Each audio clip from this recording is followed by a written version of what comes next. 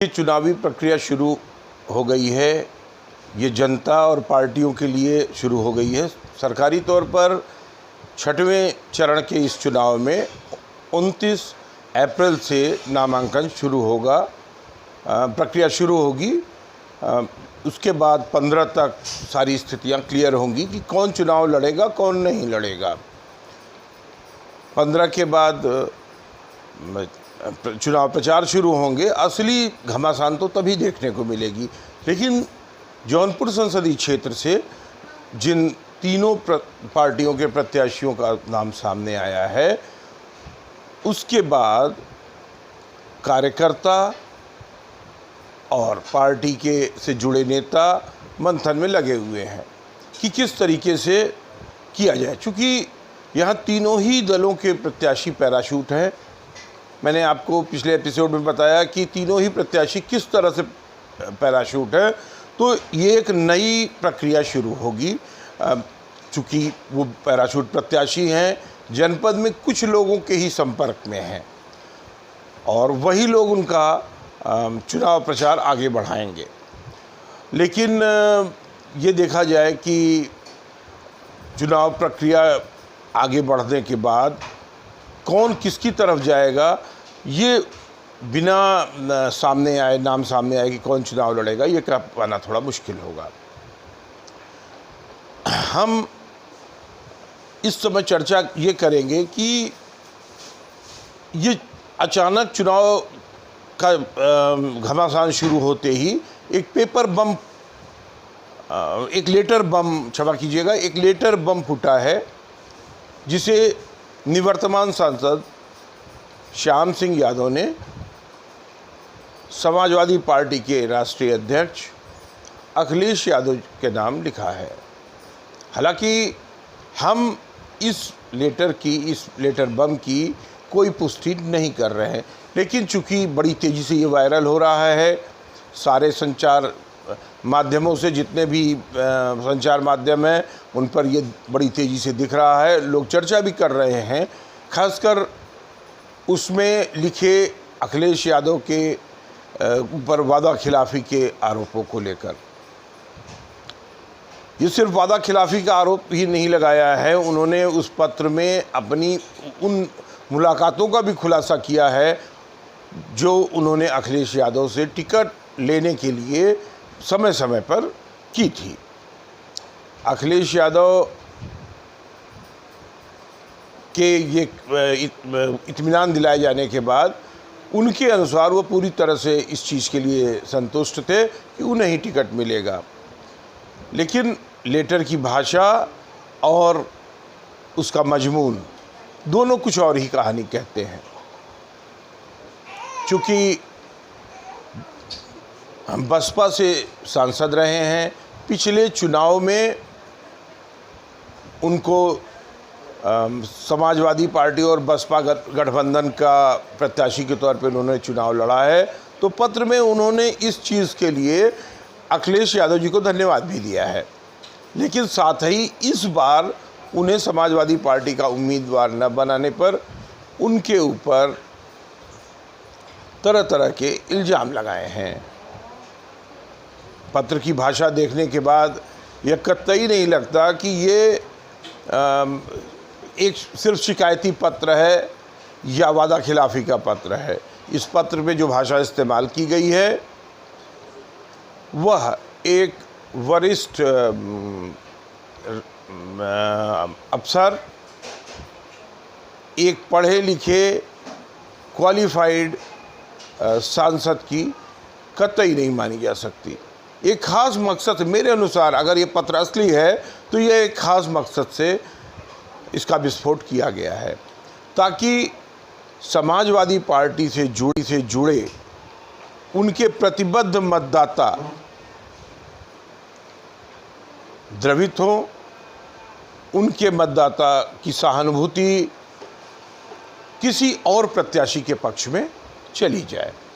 तो मुझे तो यही लगता है कि ये मामला पेपर बम का जो है किसी खास मकसद से, अगर ये असली है या नकली है, ये इसने अपना काम करना शुरू कर दिया है।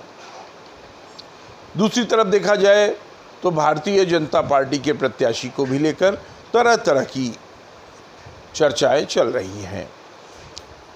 कार्यकर्ताओं और जमीनी नेताओं का कहना है कि प्रत्याशी अब तक उनके संपर्क में नहीं आया है।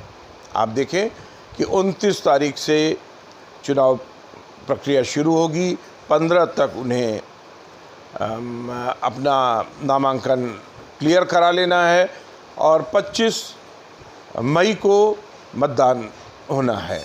तो समय अब बहुत कम बचा है। हालांकि भारतीय जनता पार्टी का मामला है वो ज़मीनी स्तर पर 2 साल पहले से ही प्लान बनाकर रखी हुई है। बूथ स्तर तक उन्होंने अपना संगठन मजबूती से खड़ा कर रखा है, लेकिन उन कार्यकर्ताओं से जो उन बूथ को चला रहे हैं अभी तक कोई संपर्क प्रत्याशी ने नहीं किया हुआ है।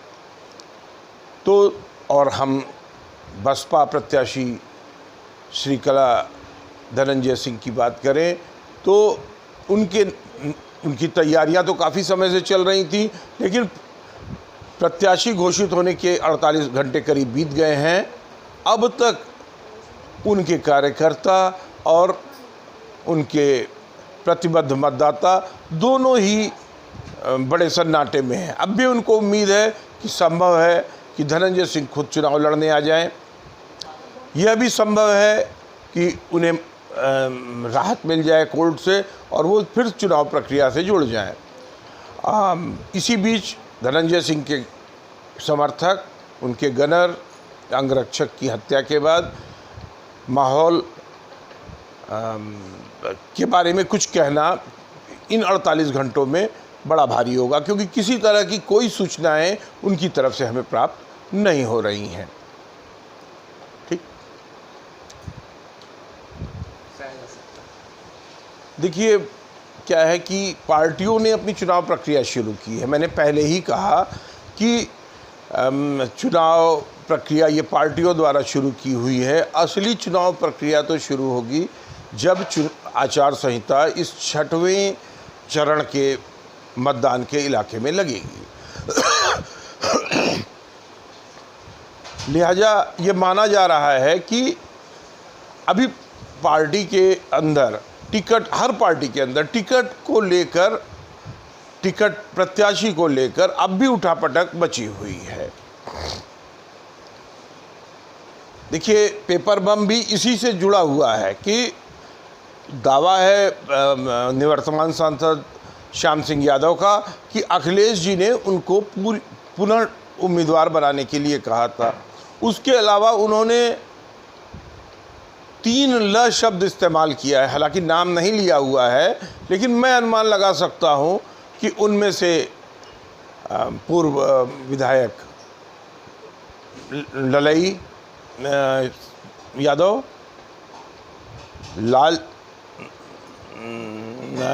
लाल बहादुर यादव पूर्व अध्यक्ष और MLC लल्लन यादव हो सकते। इन 3 ल का मतलब, और ये तीनों ही पार्टी में खासी पैठ रखते हैं। तो जब पार्टी में खासी पैठ रखते हैं तो जाहिर सी बात है कि इस उम्मीदवार के पीछे आने के बाद वो दोबारा प्रयास में जुटे हुए होंगे। तो अगर टिकट बदलवाने की कोशिश में लोग लगे हुए हैं अपने पक्ष में, तो ये मान लीजिए कि उनको बचाने के लिए भी अपने प्रयास करने होंगे। मेरा ये अनुमान है कि 2-3 दिन में सारी स्थितियां क्लियर होंगी। पार्टी जब तक ग्रीन सिग्नल नहीं दे देगी कि आप जाएं, मैदान में उतरें, और जिनको नहीं मिलना उनको रेड सिग्नल नहीं दे देगी कि नहीं भाई आप जाइए, काम करिए, आपको फिर देखा जाएगा, तब तक ये उठापटक चलती रहेगी। तो आप समझ ले, बसपा की बात तो मैं नहीं कह सकता कि उसके अंदर से कोई भी जानकारियां हमें नहीं मिल रही हैं किसी तरह की भी, लेकिन भारतीय जनता पार्टी से जो सूत्र हमें बता रहे हैं और जो समाजवादी पार्टी के सूत्र हमें बता रहे हैं कि ये दोनों ही निर्णय, इन दोनों लोगों के ही पार्टी की तरफ से सिग्नल जरूर मिल गया है, लेकिन अब भी संशय बना हुआ है। तो ये दोनों ही प्रत्याशी इसीलिए आप साहब के संपर्क में अभी नहीं आ रहे हैं।